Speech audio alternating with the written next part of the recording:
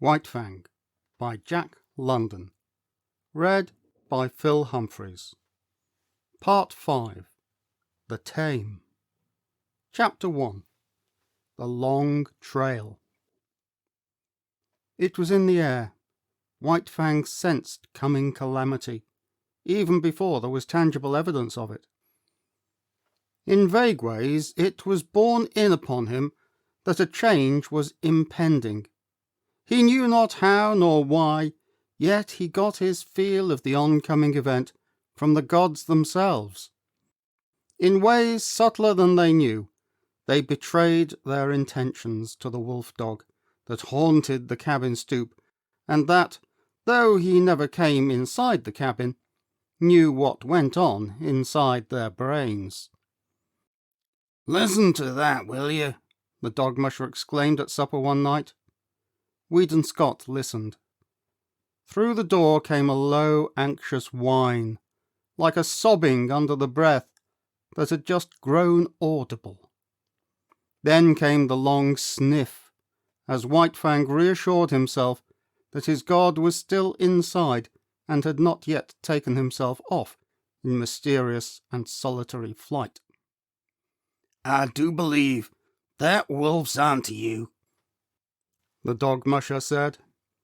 Weedon Scott looked across to his companion with eyes that almost pleaded, though this was given the lie by his words. "What the devil can I do with a wolf in California?" he demanded. "That's what I say," Matt answered. "What the devil can you do with a wolf in California?" But this did not satisfy Weedon Scott. The other seemed to be misjudging him in a non-committal sort of way. "White man's dogs have no show against him," Scott went on. "He'd kill them on sight. If he didn't bankrupt me with damage suits, the authorities would take him away from me and electrocute him." "He's a downright murderer, I know," was the dog-musher's comment. Weedon Scott looked at him suspiciously. "It would never do," he said decisively. "It would never do," Matt concurred. "Why, you'd have to hire a man specially to take care of him." The other's suspicion was allayed. He nodded cheerfully. In the silence that followed, the low, half-sobbing whine was heard at the door, and then the long, questing sniff. "There is no denying he thinks a hell of a lot of you," Matt said. The other glared at him in sudden wrath. "Damn it all, man. I know my own mind and what's best. I'm agreeing with you, only..." "Only what?" Scott snapped out. "Only... The dog-musher began softly, then changed his mind and betrayed a rising anger of his own. "Well, you needn't get so all fired head up about it. Judging by your actions, one'd think you didn't know your own mind." Weedon Scott debated with himself for a while, and then said more gently, "You're right, Matt.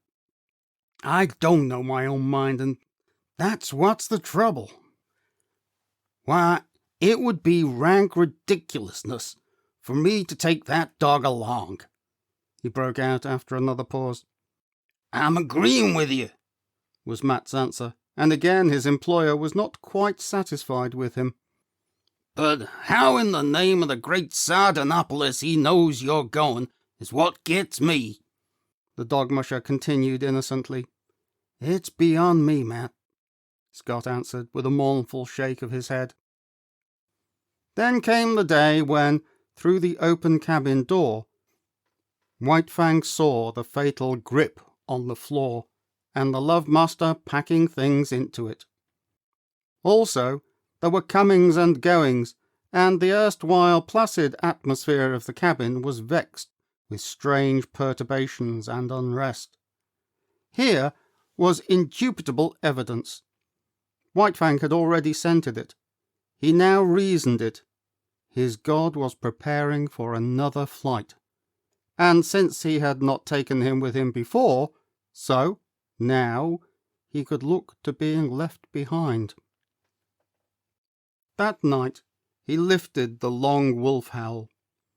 As he had howled in his puppy days, when he had fled back from the wild to the village to find it vanished and naught but a rubbish heap to mark the site of Grey Beaver's teepee, so now he pointed his muzzle to the cold stars and told to them his woe.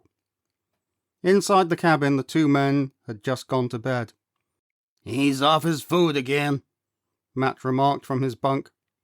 There was a grunt from Weedon Scott's bunk and a stir of blankets. "From the way he cut up the other time you went away, I wouldn't wonder this time but what he died." The blankets in the other bunk stirred irritably. "Oh, shut up," Scott cried through the darkness. "You nag worse than a woman." "I'm agreeing with you," the dog musher answered, and Weedon Scott was not quite sure whether or not the other had sniggered.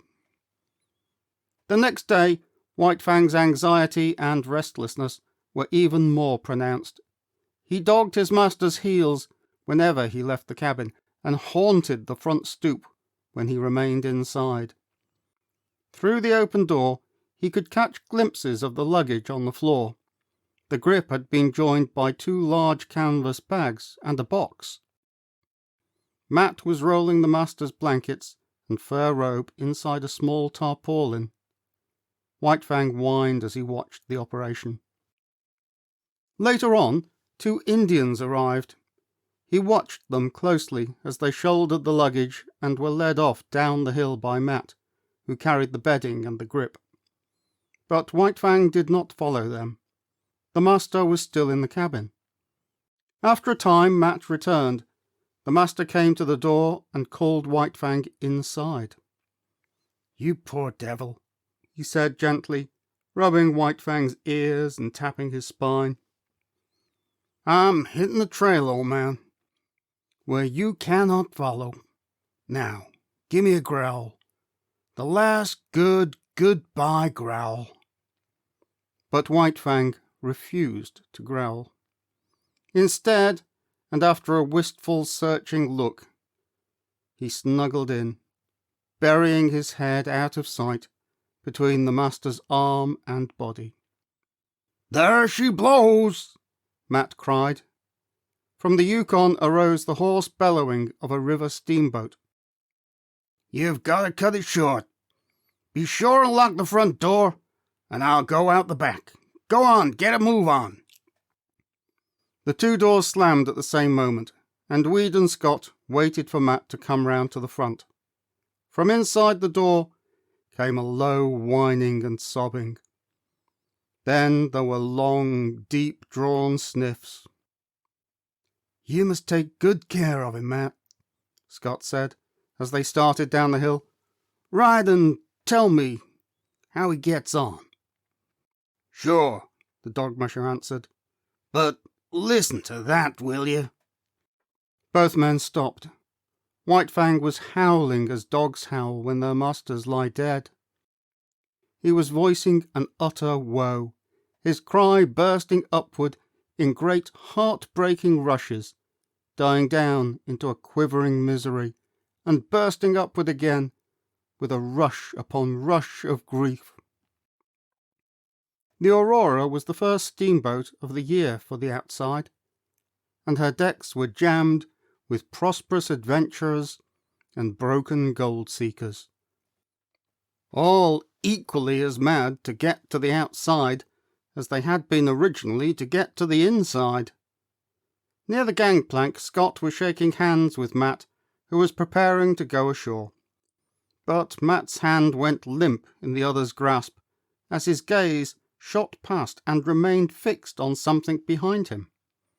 Scott turned to see.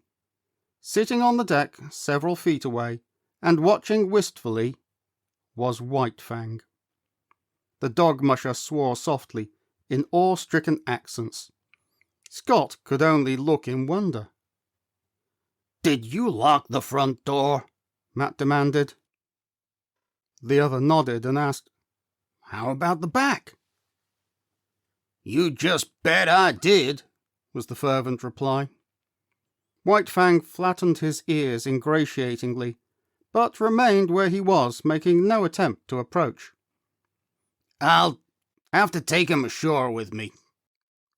Matt made a couple of steps towards White Fang, but the latter slid away from him. The dog musher made a rush of it, and White Fang dodged between the legs of a group of men.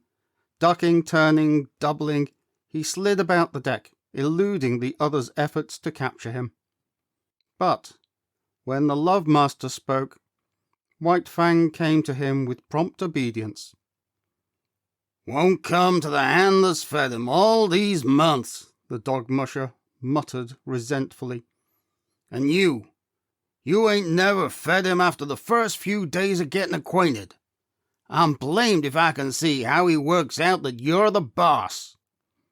Scott, who had been patting White Fang, suddenly bent closer and pointed out fresh-made cuts on his muzzle and a gash between the eyes.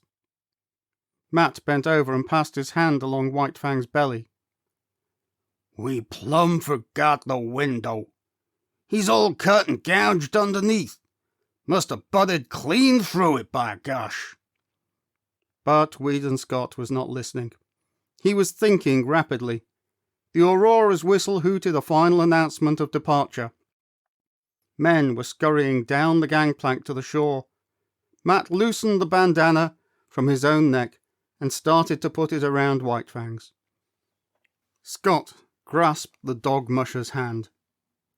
Goodbye, Matt, old man. About the wolf, you needn't write. You see, I've... What? The dog musher exploded. You don't mean to say... The very thing I mean. Here's your bandana. I'll write you about him. Matt paused halfway down the gangplank. He'll never stand the climate, he shouted back, unless you clip him in warm weather. The gangplank was hauled in, and the Aurora swung out from the bank. Weedon Scott waved a last goodbye. Then he turned and bent over White Fang, standing by his side. Now, growl, damn you, growl, he said, as he patted the responsive head and rubbed the flattening ears.